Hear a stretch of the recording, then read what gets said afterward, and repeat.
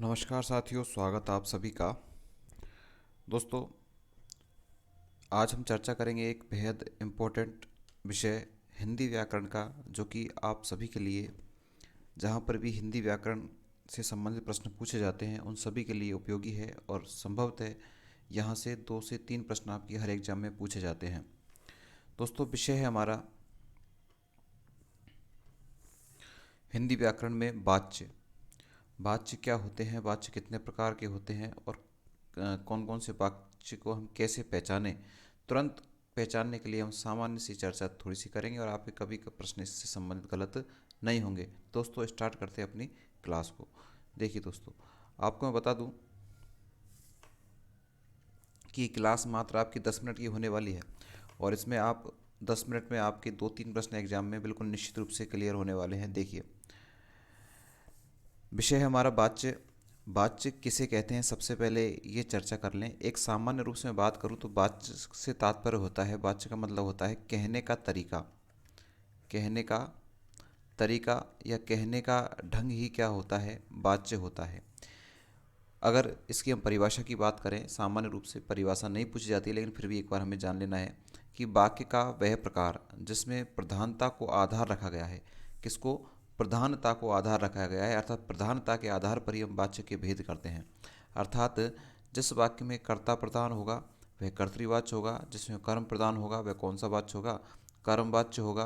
तब भाव प्रधान होगा वो कौन सा वाच्य होगा, भाववाच्य होगा। कहने का मतलब है कि जिस वाक्य में जो भी प्रधान हो उसी के नाम से उस वाच्य को जाना जाएगा। अगर कर्ता प्रधान है तो कर्तृवाच्य, अगर कर्म प्रधान है तो कर्मवाच्य, और यदि भाव प्रधान है तो भाववाच्य के नाम से जाना जाएगा। इसी के आधार पर इसका विभाजन भी कर दिया जाता है कि इसके जो वाच्य हैं, वाच्य को कितने भागों में विभाजित किया जाता है मित्रों? 3 भागों में विभाजित किया जाता है। कौन कौन से? पहला है कर्तृवाच्य, दूसरा है कर्मवाच्य और तीसरा है भाववाच्य। ये सामान्यतः आपको रखना है कि वाच्य कितने प्रकार होते हैं, प्रश्न आपसे पूछा जा सकता है। 3 प्रकार होते हैं, एक तो कर्तृवाच्य, एक कर्मवाच्य और तीसरा कौन सा? भाववाच्य की श्रेणी में आता है। आगे हम देखें कि एक एक की चर्चा कर लेते हैं कि कर्तृवाच्य क्या है, कर्मवाच्य क्या है और भाववाच्य क्या है। देखिए, सबसे पहले बात करेंगे हम कौन से वाच्य की? कर्तृवाच्य की हम बात करेंगे। कर्तृवाच्य वास्तव में क्या होता है? दोस्तों, क्लास पसंद आ रही है तो क्लास को आप लाइक शेयर जरूर कर दें। चैनल को सब्सक्राइब नहीं किया तो चैनल को सब्सक्राइब भी आप जरूर कर लें। देखिए, जिसमें कर्ता प्रधान होता है मित्रों, क्या प्रधानता, किसकी प्रधानता की बात की गई है यहाँ पर? जिसमें कर्ता प्रधान होता है वह कौन सा वाच्य होता है? वह कर्तृवाच्य होता है। अर्थात कर्ता की प्रधानता जिस वाक्य में होगी वह वाच्य कौन सा वाच्य कहलाएगा? कर्तृवाच्य कहलाएगा। नोट करके, जो चीज़ नोट करके लिखी हुई है सारी स्लाइड्स में, उसे आपको महत्वपूर्ण रूप से देखना है कि इसकी पहचान कैसे करें, कि हमें पता कैसे चलेगा कि कर्तृवाच्य है, कर्मवाच्य है, भाववाच्य है। तो उसकी कुछ पहचान यहाँ पर दी गई है। देखिए, यदि कर्ता में तुरंत बाद कौन से परसर्ग का प्रयोग हो जाए, अर्थात कौन से कारक चिन्ह का प्रयोग हो जाए, ने का प्रयोग हो जाए, अर्थात कर्ता के तुरंत बाद आपको या तो क्या मिल जाएगा? ने मिल जाएगा। ने कारक चिन्ह, चिन्ह को दोस्तों एक बार शुद्ध लिख लेते हैं अपन। चिन्ह को ऐसे लिखते हैं, इस तरह से आधा है आता चिन्ह, टाइपिंग मिस्टेक है। तो कर्ता के तुरंत बाद यदि ने कारक चिन्ह या तुरंत बाद कारक चिन्ह, इसको भी हम सही करेंगे। चिन्ह को इस तरह से लिखते हैं, कई बार शुद्ध शुद्ध में पूछा जाता है चिन्ह। कर्ता के तुरंत बाद या तो ने आएगा या फिर कारक, तुरंत बाद में कारक चिन्ह या फिर कोई कारक चिन्ह नहीं आएगा, या फिर कोई भी कारक चिन्ह नहीं आएगा। इसका भाव मैं आपको बता दूं कि या तो आपको कर्ता के तुरंत बाद क्या मिल जाएगा? कर्ता के तुरंत बाद आपको ने मिल जाएगा। क्या मिल जाएगा? ने मिल जाएगा। तो भी हम कह सकते हैं कि क्या, कौन सा वाच्य होगा? वो कर्तृवाच्य होगा। या फिर आपको कर्ता के पीछे, कर्ता के बाद में कोई भी कारक चिन्ह नहीं मिलेगा, तो भी वहाँ से हम पहचान कर सकते हैं वो वाच्य कौन सा होगा? कर्तृवाच्य का होगा। इसको हम एक उदाहरण के माध्यम से देख लेते हैं। ये चीज़ आपको याद रखनी। देखिए दोस्तों, पहला उदाहरण है, एग्जाम्पल देखिए कि बच्चे ने रोटी खाई। उदाहरण क्या है? बच्चे ने रोटी खाई। दोस्तों, आपने, मैंने जैसे पहले लिखा कि कर्ता के तुरंत बाद में यदि क्या आ जाए? ने आ जाए, तो पहचान हो जाएगी वो कौन सा वाच्य हो जाएगा? कर्तृवाच्य। जैसे इसमें देखो क्या आ रहा है? ने शब्द आ रहा है, ने जो कारक चिन्ह है वो आ रहा है। तो बच्चे ने रोटी खाई, तो किसने रोटी खाई? बच्चे ने रोटी खाई। तो ये ने चिन्ह किसको इंगित करता है कि ये जो वाच्य है वो कैसा वाच्य है? कर्तृवाच्य। सीधी सी पहचान है, यदि कर्ता के बाद में ने कारक चिन्ह का प्रयोग किया जाए तो वाच्य कौन सा होगा? कर्तृवाच्य होगा। जैसे इस वाले वाक्य में देखो ने का प्रयोग नहीं है। देखिए डायरेक्ट उदाहरण है कि लड़का खाना खाता है। लड़का खाना खाता है। दूसरी पहचान ये थी हमारी, यदि कर्ता के बाद में कोई चिन्ह नहीं आए, कर्ता के बाद में कोई भी चिन्ह नहीं आए और उस वाक्य में कौन प्रधान हो, कर्ता प्रधान हो, तो निश्चित रूप से कर्ता प्रधान है, तो यहाँ पर ये वाच्य भी कौन सा हो जाएगा, कर्तृवाच्य हो जाएगा। हमें यह कैसे पता चलेगा कि इसमें कर्ता प्रधान है? दोस्तों ये जैसे ही कर्ता के आधार पर क्या आती है, क्रिया आती है। लड़का इसमें कर्ता है और क्रिया क्या है, खाना। तो अगर मैं इसको चेंज करके देखूँ, अभी लड़की खाना खाती है, जैसे ही मैंने ये वाक्य लिखा लड़की खाना खाती है, ये वाक्य मैंने लिखा, तो तुरंत देखिए दोस्तों, ये तो लड़की तो क्या हो गई, कर्ता, और ये क्या हो गया, खाना, क्रिया। अर्थात यहाँ पर पुल्लिंग में था तो क्रिया भी कैसी आई, पुल्लिंग में आई। यहाँ पर कर्ता कैसा है, स्त्रीलिंग में है, तो क्रिया भी कैसी आई, स्त्रीलिंग में आई। तो कर्ता का सीधा प्रभाव किस पर पड़ रहा है, क्रिया पर पड़ता है। तो कर्ता का जब सीधा प्रभाव किस पर पड़े, क्रिया पर पड़े, तो भी हमें पहचान कर लेनी है कि वाच्य कौन सा होगा, कर्तृवाच्य होगा। तो यहाँ पर हमें सीधा ध्यान रखना है कि यहाँ पर कोई कारक चिन्ह नहीं है और सीधा इस कर्ता का प्रभाव किस पर पड़ रहा है, इस खाने पर अर्थात इस क्रिया पर पड़ रहा है। जैसे ही हमने कर्ता चेंज किया तो यहाँ पर भी चेंज हो गया, परिवर्तन हो गया। इससे पता चलता है कि ये कौन सा वाच्य है, ये कौन सा वाच्य है, कर्तृवाच्य का उदाहरण है। मोना खिताब पढ़ती है, ये खिताब नहीं है दोस्तों, किताब है। मोनो क्या पढ़ती है, किताब पढ़ती है। मोना किताब पढ़ती है, तो यहाँ पर स्त्रीलिंग करता है और यहाँ पर भी क्या है, स्त्रीलिंग क्रिया है। तो कर्ता सीधा किससे संबंधित है, क्रिया से संबंधित है। यूँ कह दे क्रिया किससे संबंधित है, कर्ता से संबंधित है। सीधा प्रभाव कर्ता का किससे पड़ रहा है, कर्ता का प्रभाव किस पर पड़ रहा है, क्रिया पर पड़ रहा है। यहाँ पर भी कोई चिन्ह नहीं है, तो दूसरी स्थिति हमारी लागू हुई है, जब कर्ता के बाद में कोई चिन्ह नहीं आए तो कौन सा वाच्य होता है, वो कर्तृवाच्य होता है। अनिल घर जा रहा, अनिल घर जा रहा है, तो यहाँ पर भी क्या नहीं है मित्रों, यहाँ पर भी किसी प्रकार की कोई कारक चिन्ह नहीं है, तो इससे हम पहचान कर लेंगे यहाँ पर भी कौन सा वाच्य है, कर्तृवाच्य। लड़की पुस्तक पढ़ेगी, लड़की पुस्तक पढ़ेगी, तो चिन्ह हमारा वही, अगर ने आता तो भी कर्तृवाच्य था। अगर यहाँ पर कोई चिन्ह नहीं आ रहा है और सीधा कर्ता का प्रभाव किस पर देखा जा रहा है, क्रिया पर देखा जा रहा है, तो यहाँ पर भी कौन सा वाच्य हो जाएगा, आपका कर्तृवाच्य हो जाएगा। कहने का मतलब है, इतनी सी बात है आपको याद रखनी है, यदि कर्ता के बाद में कारक चिन्ह ने मिल जाए तो आपको कौन सा वाच्य कर देना है, कर्तृवाच्य की पहचान कर लेनी है। यदि कर्ता के बाद में कोई भी कारक चिन्ह नहीं मिले तो भी आपको कौन सा वाच्य करना है, वही आपको कर्तृवाच्य प्रयोग करना है। तो बस ये दो छोटे से नियम आपको याद रखने हैं। आपका कभी कर्तृवाच्य से संबंधित कोई भी प्रश्न, कैसा भी उदाहरण आपको दे दी जाएगा, वो आपका गलत नहीं होगा। आशा करता हूँ आपको ये समझ में आया होगा। अगली इसके प्रकार की बात करते हैं, कौन सा, कर्मवाच्य। चलिए दोस्तों, क्लास अच्छी लग रही है आपको, मैटर आपको अच्छा लगा है तो क्लास को लाइक करें, चैनल को सब्सक्राइब करें, अपने मित्रों को शेयर ज़्यादा से ज़्यादा करें।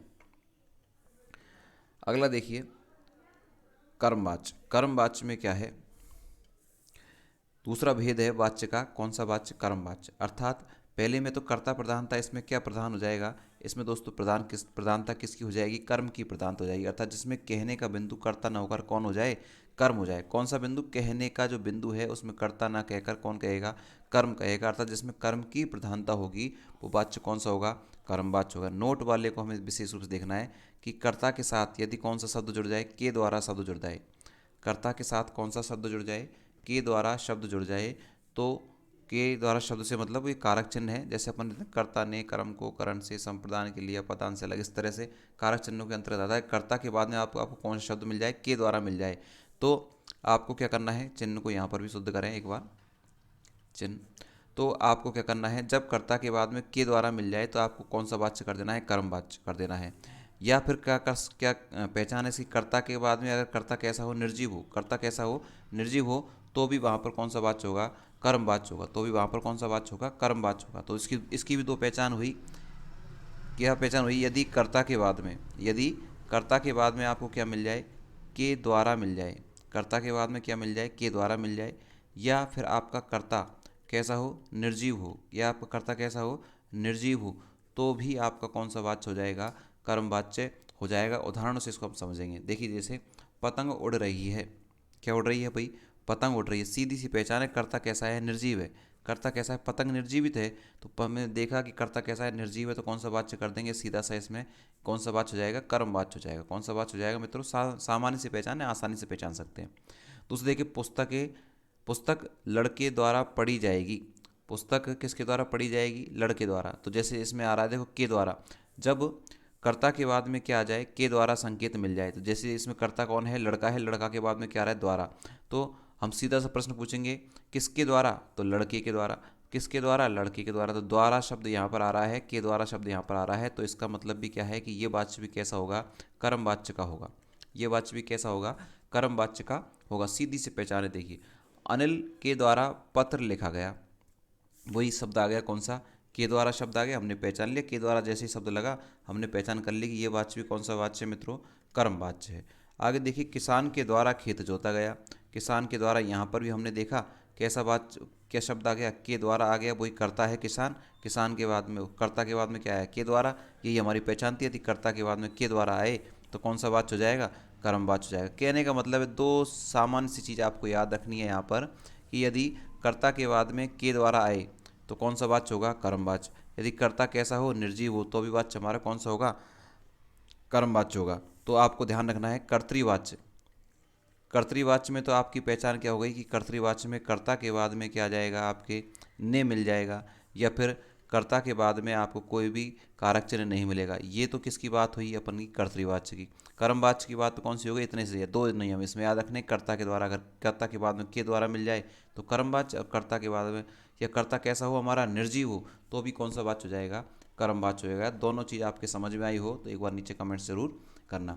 लास्ट और अंतिम में हमारा भेद बचा है कौन सा, वाच्य का तीसरा प्रकार कौन सा, भाव वाच्य। उसको भी बड़े आसान शब्दों में सीखने का प्रयास करेंगे। देखिए, थर्ड जो प्रकार है भाव वाच्य, दोस्तों उदाहरण में आपको मैं साथ के साथ दे रहा हूँ ताकि आपको आसानी से समझने में आ जाए।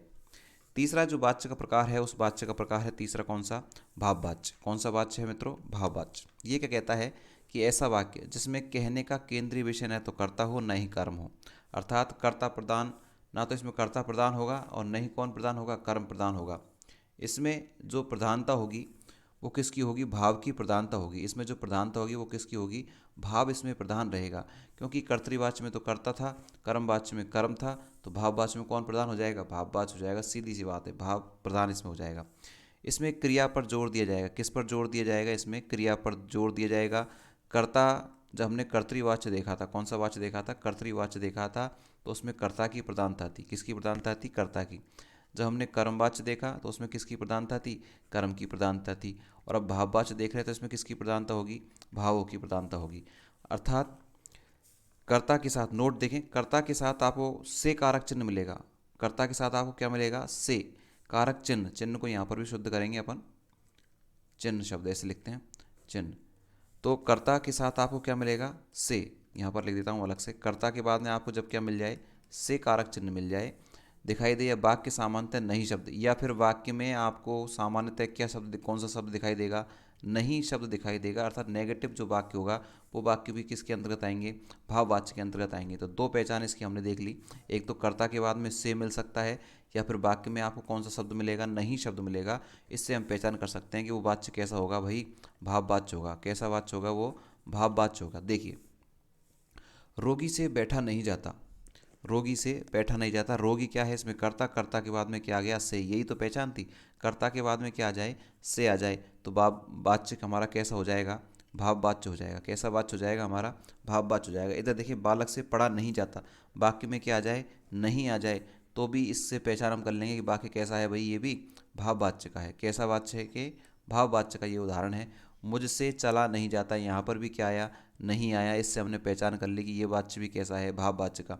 अब तो मरीज से बोला जाता है, अब तो मरीज से बोला जाता है, तो मरीज तो इसमें क्या हो गया, कर्ता हो गया। मरीज तो क्या हो गया इसमें, कर्ता।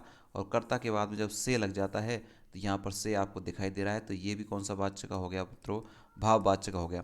सीधी सी इसकी गणित है, इसमें ज़्यादा कुछ हमें नहीं करना है, आपको इतना सा समझना है, यदि कर्ता के बाद में से कारक चिन्ह दिखे तो भाव वाच्य कर देना है। वाक्य में आपको नहीं दिख जाए कहीं भी तो भी वो कौन सा वाच्य होगा, भाव वाच्य का होगा। तीनों को हमने अच्छे से समझा है, तीनों के उदाहरण हमने देखे। एक बार निष्कर्ष रूप में आपको तीनों को एक और बार मैं बता देता हूँ कि क्या क्या इसकी पहचान रहेगी। देखिए, कर्तृवाच्य, कर्तृवाच्य में किसकी प्रधानता होगी, कर्ता की प्रधानता होगी। कर्ता के बाद में आपको क्या दिखाई देगा, ने दिखाई देगा। ठीक है, दूसरा हमने देखा कर्मवाच्य, कर्मवाच्य में किसकी प्रधानता होगी, कर्म की प्रधानता होगी। लेकिन इसमें क्या होगा, कर्ता, कर्ता के बाद में आपको क्या दिखाई देगा, कर्ता के द्वारा बाद में आपको के द्वारा शब्द दिखाई देगा, या फिर जो कर्ता होगा वो कैसा होगा आपका, निर्जीव होगा। कर्ता कैसा होगा आपका, निर्जीव होगा। और लास्ट में आपको कौन सा बचा, भाववाच्य। भाववाच्य में किसकी प्रधानता होगी, भाव की प्रधानता होगी। अर्थात इसमें कर्ता के बाद में आपको क्या दिखाई देगा, से दिखाई देगा। या फिर आपको ध्यान रखना है कि इस वाक्य में इसमें क्या मिल जाएगा, वाक्य में आपको नहीं शब्द मिल जाएगा। बस इतनी सी आपको ये 3 लाइन अगर आपको याद हैं तो आपके वाक्य में से प्रश्न कभी गलत नहीं होने वाला है दोस्तों। इतने आसान शब्दों में आपको हमने बताया है। अगर आपको ये सारी चीज़ आपको अच्छी लगी तो क्लास को लाइक शेयर सब्सक्राइब करना न भूलें। अगर आपकी कोई और समस्या है तो नीचे आप कमेंट्स बॉक्स में कमेंट्स अपना ज़रूर करें कि इस तरह के जो वाक्य हैं वो इनसे नहीं बन पा रहे हैं, तो निश्चित रूप से हम उनके लिए समाधान लाएंगे। सामान्य रूप से जितने भी आपके 90% वाक्य इन सारी चीज़ों से जो मैंने आपको छोटे से नियम बताए हैं, बड़े सामान्य रूप में इनसे बनने की पूरी पूरी संभावना है। एग्जाम में आपका प्रश्न इससे गलत नहीं होने वाला है। तो आप सभी ने इस क्लास को देखा, आप सभी का बहुत बहुत धन्यवाद। Thank you, bye bye.